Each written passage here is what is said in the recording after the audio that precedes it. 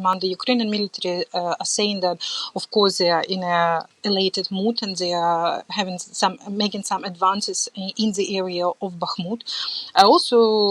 It's hard for me to imagine what the Russian soldiers are thinking, especially in particular in the occupied Donetsk and Lugansk regions, because you know that when this big convoy of the Wagner fighters, Wagner mercenaries, moved towards Rostov and Voronezh, so it gave them, it's basically leave them uncovered, which and a lot of them are the locals, not necessarily Rosgvardia, they are locals from the occupied Donetsk and Luhansk region, so they are quite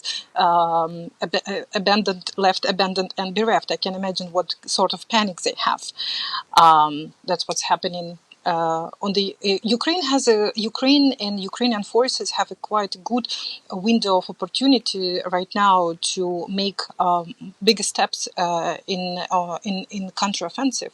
So at the same time, here in Kyiv and among the Ukrainians, apart from just watching thoroughly the developments, people, it's yet too early to call it a coup d'etat and see what we think that we need to see in 2-3 days. What have your Russian sources been telling you, Katerina? What have you been hearing from the other side?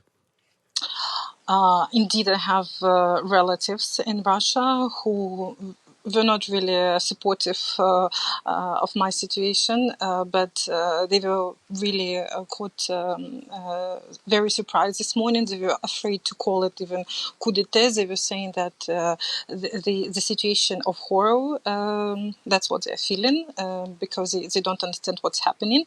I understand as well that the social networks where majority of people can take information from is now suspended because the Russian forces, Russian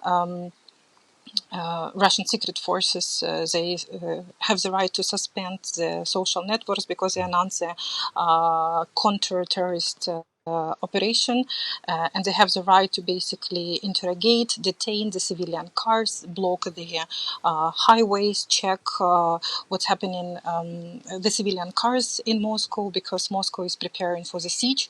They're making the roadblocks, maybe the Russian population for the next couple of days will be kept in sort of vacuum. We see also videos from Rostov where people still distribute the food among the Russian mercenaries because they consider them as, liberators. There was quite a massive, propagandistic message throughout this year and a half of since Russia invaded, where PMC Wagners were displayed, portrayed as liberators, and you see the picture. So Russian people are quite supportive of them as well.